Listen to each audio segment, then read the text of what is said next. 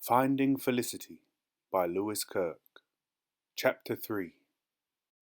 Peggy Temple always rose before the sun. This routine was easier in the winter when sunrise was later, and more difficult in the summer when the sun was up bright and early. Peggy would regularly enjoy a cat nap in her favourite tattered armchair if things got too much during the warm summer days. Upon awakening, she would wash, perform a short meditation and prayer session, followed by a simple breakfast which completed her morning routine. Peggy amused herself on Sunday mornings by performing a focused and genius activity, dusting, reminiscing, and getting some light exercise all at once.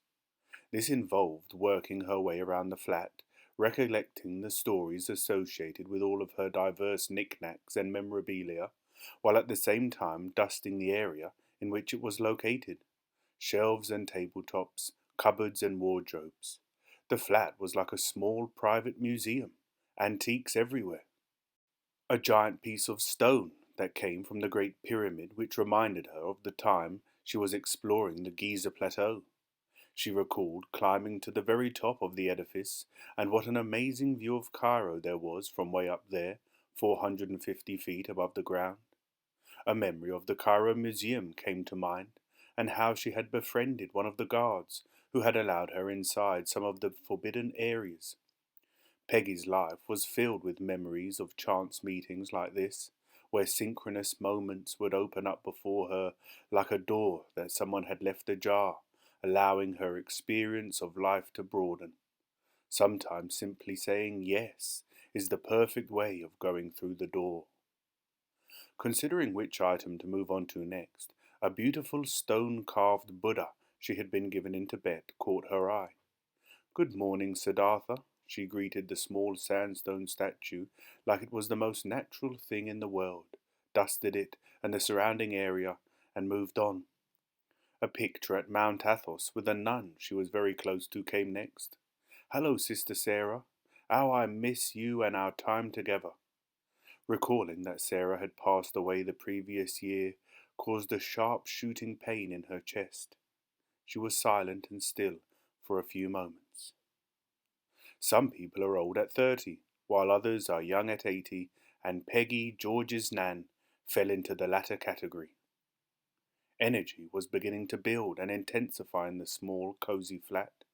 The wind rattled the windows, the kettle in the kitchen began to whistle, alerting its owner of the completion of its purpose, and then, as if in impeccable serendipity, the buzzer sounded. "Hello? Who is it?" "It's me, Nan. George. You all right?" "Georgie, you're a bit early, ain't you? It's great to see you. Come up." There was a distinct click when Peggy unlocked the door to the stairwell through the intercom system. George pushed the heavy fire safety door and made his way up the stairs towards the sanctum of his Nan's flat. It was always such a weird experience for George whenever he visited. The contrast of walking along Camden High Street with its varied and multicultural shops and shoppers, signs for this and that, scents that took one's mind to India or Tibet, the unmistakable view along the road of private premises stacked like blocks on top of the commercial shopping high street. But once George would enter the flat itself, it was almost as if he had been transported back in time to a serene and still scene of yesteryear that had no place being slap bang in the middle of Camden, London. "What you having, George? Tea or coffee?" Peggy inquired in her usual upbeat tone. "Just a cup of tea, please, Nan." "I'll brew up a nice pot and then we can have a couple of cups. That will keep us going." The tea was being brewed in a James and the Giant Peach teapot, big and round, with the spout as the stem. This wasn't the only novelty teapot in her possession. She had quite the collection. Peggy liked to use a tea cosy to keep the pot warm, and today she chose one that looked like a big, fluffy cat sitting comfortably, and it appeared as if it was looking at them both. "So, Georgie," the old lady began, when they were both sitting comfortably with their cups of tea resting on their laps, "tell me about what's been going on at uni. I haven't seen you properly for what? Like 3 or 4 weeks, isn't it?" "It's been 5 weeks, Nan, since I last came over. Time flies." "So it does. especially when you get to my age. It feels like it's running away from you twice as fast as when I was younger. So fill me in on everything you have been learning at uni. If I'm totally honest with you, Nan, it's pretty dull and slow-paced, dealing with one module at a time and focusing on whatever it is until it's exhausted.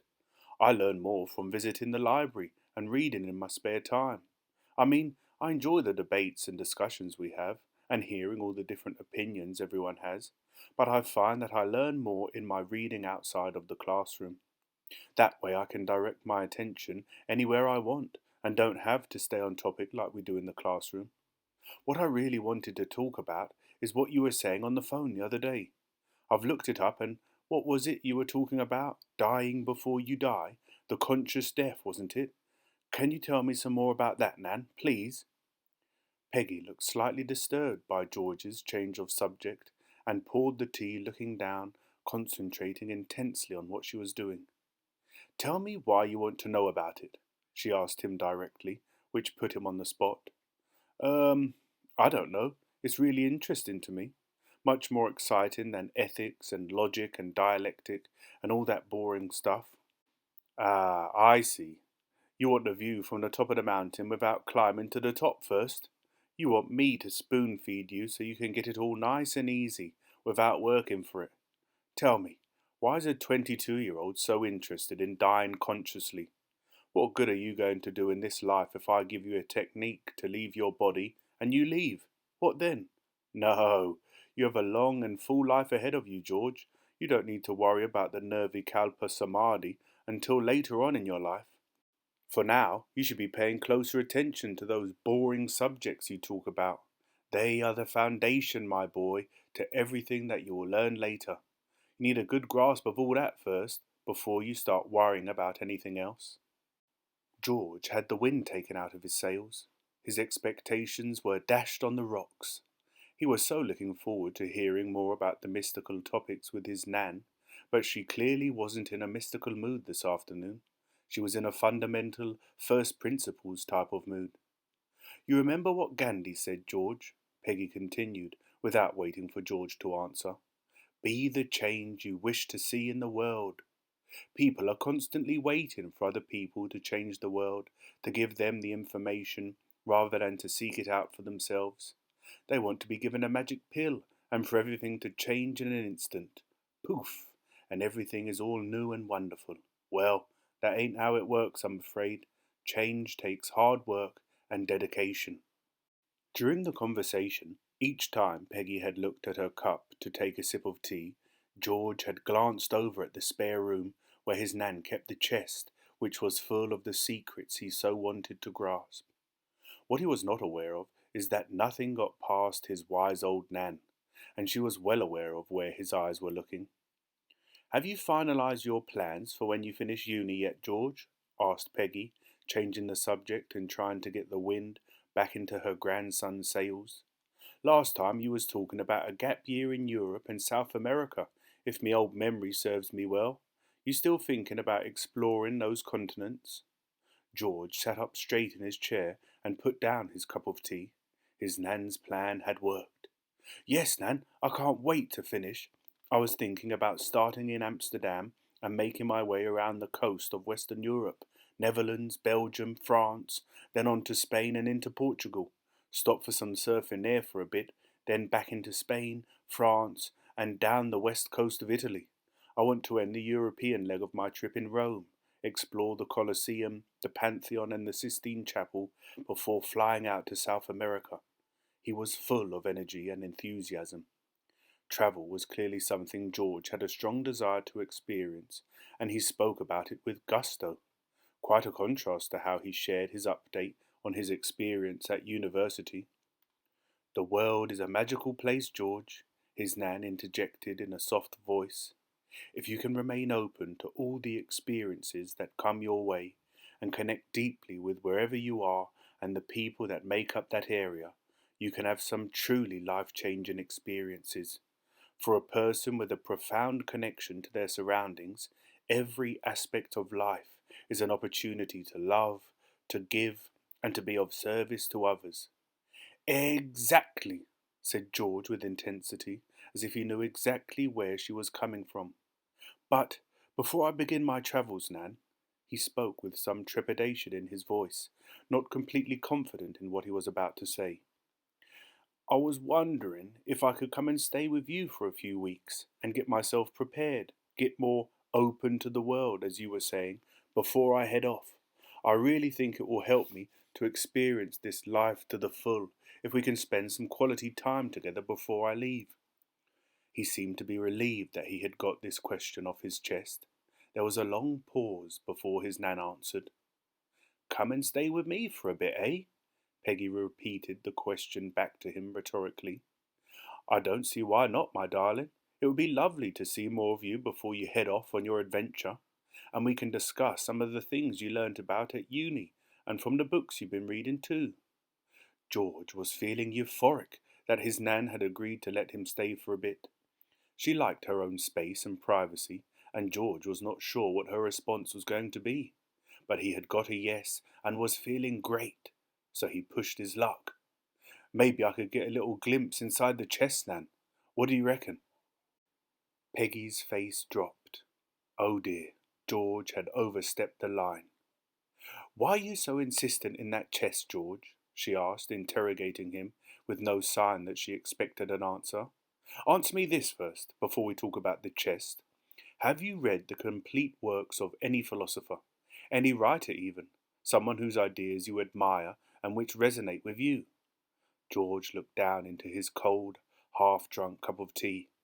"No, Nan, I haven't." "So why are you worried about secrets when you've not even unearthed all the mainstream stuff available to you? Learn the easy-to-find exoteric stuff first, George. Then you'll be ready for initiation into the esoteric teachings." "When I was young, I was mesmerized by a man named G.I. Gurdjieff. I was obsessed by his ideas. I read everything he had ever written, and then everything that was written about him. Then I started all over and read the lot again. By doing this, George, and reading everything readily available to me at the time, it was a sort of unofficial initiation into the mysteries." She rose from her seat. "Wait there a minute." Peggy walked off slowly across the room and disappeared into the spare room where George was sure she kept the chest. While he was alone, George kicked himself for pushing his luck.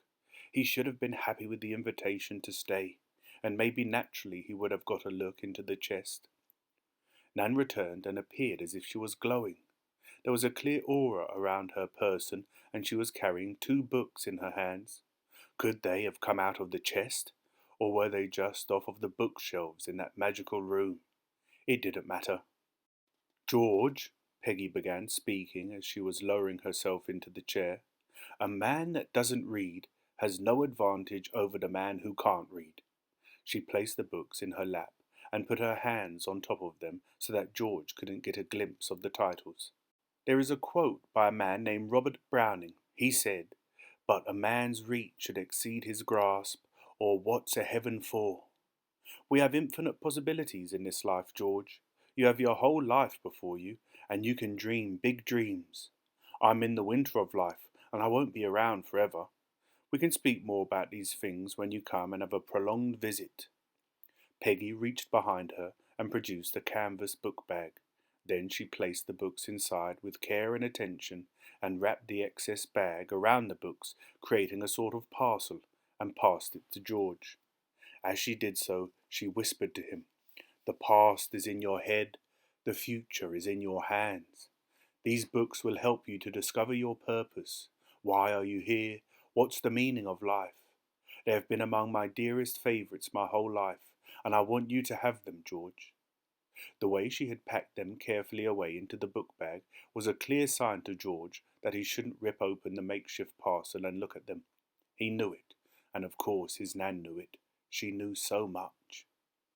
A sense of urgency descended upon George, like the only thing he needed to do in the whole world was to find out what books he had been given, what jewels were now in his possession, these beautiful treasures he had been gifted. "Nan, I've got quite a bit of work to do for uni in the morning. Thanks for the tea, but I think I'd better be off." George sighed as he got up from his seat and offered his hand to his Nan to help her up. "Got some treasure and want to explore it, eh?" she joked with a wink. No, not at all, Nan. I'm pulling your leg, George. It's fine. I understand. As they embraced by the front door, Peggy looked deeply into George's eyes and was silent for a moment. Then she spoke her closing words to George. Knowing others is intelligence. Knowing yourself is true wisdom. Little by little you will begin to see a path open up before you, and if you are open to it, it will become so clear that you will not be able to deny its existence. Goodbye, George. I love you. They embraced for the final time. I love you too, Nan. See you very soon for our time together before I go travelling. I can't wait. See you soon, Nan. George waved as he entered the stairwell. Once more he was out of the sanctum and into the madness of Camden High Street.